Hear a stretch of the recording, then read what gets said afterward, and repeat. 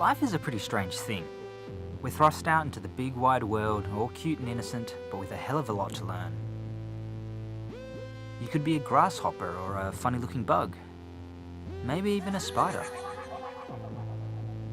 But let's assume you're human, seeing you're watching this film. Then things get really complicated. You could have been born into all sorts of situations, in different times and in different societies.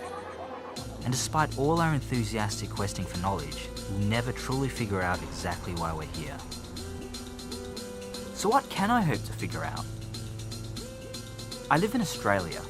For me, the big question isn't where do I find food and clean water? It's more like, how do I lead a happy and fulfilled life?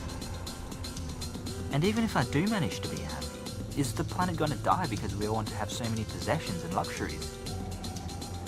It makes me wonder, should I be setting myself up for the future or trying to save the planet? Perhaps I should rewind back to the most distant point in the time-space continuum that human beings can contemplate. In the beginning, there was nothing. No time, no space, nothing. Then, for some as yet unknown reason, nothing became something. From an instantly expanding point, all the particles of the universe exploded into being and it began to expand outwards, something that it is still doing today. Nothing became something, and then something began to consume itself.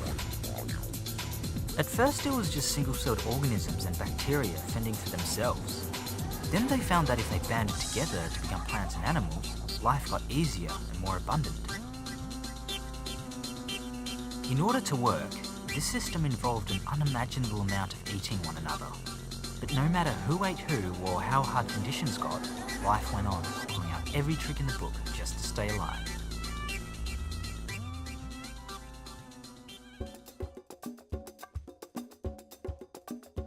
For single-celled organisms though, no one shape was definitively better than another. Each variation merely had different advantages in different environments. If one thing didn't work, try something else. Somehow, 65 million years later, we've taken over the world, courtesy of our big brains and opposable thumbs. But we didn't always live this way. Tribal life often seems attractive to people who are flailing under the stresses of the modern world, or anxious about its uncertain future.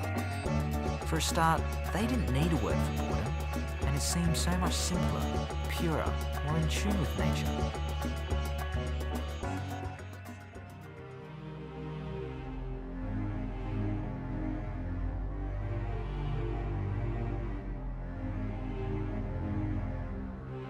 Okay, but that was then, and this is now. I can't go back, and I don't want to. Living the tribal way meant struggling every day to find enough food and water to survive.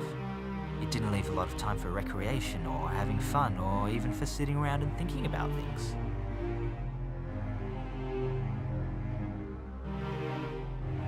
But it is harder these days to know where we each fit in. The lines between male and female roles have blurred, and we're all out hunting money, gathering possessions, and hoping that we'll have happy, successful lives. Around us we see successful people thriving, but we also see an increasing number who aren't coping, people who are falling by the wayside, people who are filling themselves full of every drug and product that society can offer and then asking, now what? The developed nations consume 86% of the world's goods, and a few hundred millionaires now own as much wealth as the world's poorest 2.5 billion people. Developing nations are doing whatever it takes to catch up, and first world nations are doing whatever it takes to stay ahead. Put simply, because all these people want to have so many things, the environment's getting completely screwed. Some scientists estimate that we're knocking out up to 50,000 other forms of life every year.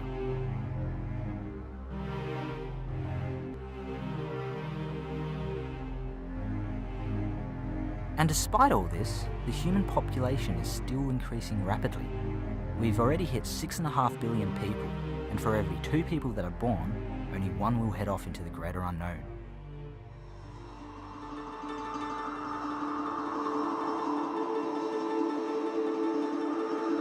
And most of this has happened since the Industrial Revolution, only a few hundred years ago. The dinosaurs lasted 165 million years. How long will we last? From the Earth's point of view, we're like a particularly nasty bunch of parasites, and we're probably only as difficult to get rid of as a head full of nits. And the troubling thing is, we can't just stop. As modern humans, we're inherently fragmented and individualistic, looking after ourselves, our family and friends, and leaving everyone else to fend for themselves.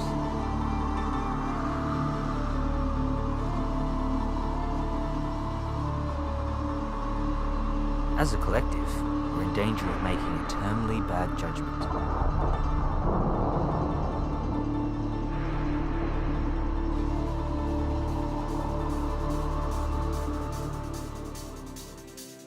Many insects and animals don't see things this way.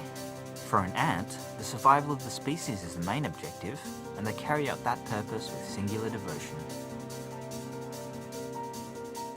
But I'm not an ant, I'm a human, and I can't change the way humans are. The only person who I'm going to change is myself. I need to figure out how I'm going to spend my own life. The only problem is, there's a hell of a lot of people trying to tell me how I should live, what I should want, and what I should be doing.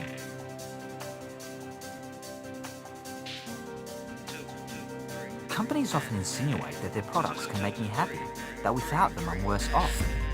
They always make me feel like the whole point of life is simply to have things.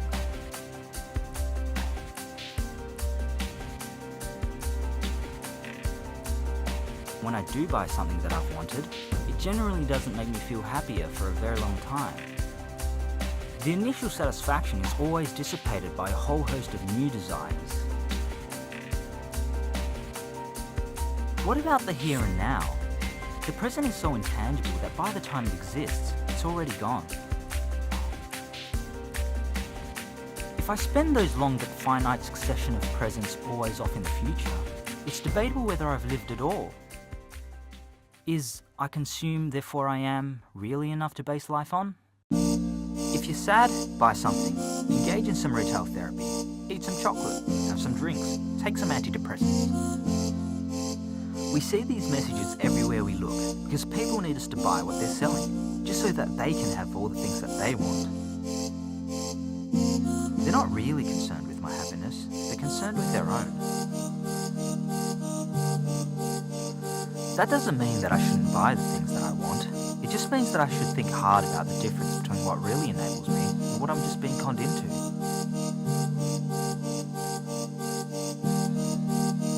And if I sometimes feel like the world is up shit creek without a paddle, the best thing I can do is to start thinking about where I can limit my own impact on the planet. Our problems might be an ocean, but it's still made up of individual drops. I need to remember that I can't be expected to change the world, but I'm still responsible for my own behaviour. So I'm standing on this planet, and I'm part of a complicated species that spans the entire world. I don't agree with a lot of what we do, but I love so much of it. It's a hard thing being human sometimes, but I'm just going to have to do the best that I can.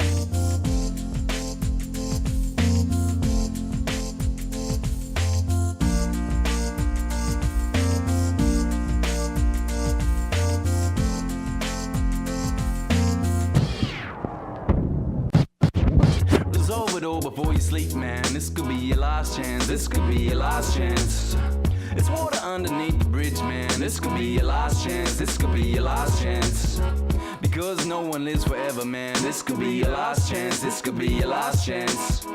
It's either do it or regret it, man. This could be your last chance. This will be the last time this will ever feel like this. So don't miss the last chance. This will be the last time this will ever feel like this. So don't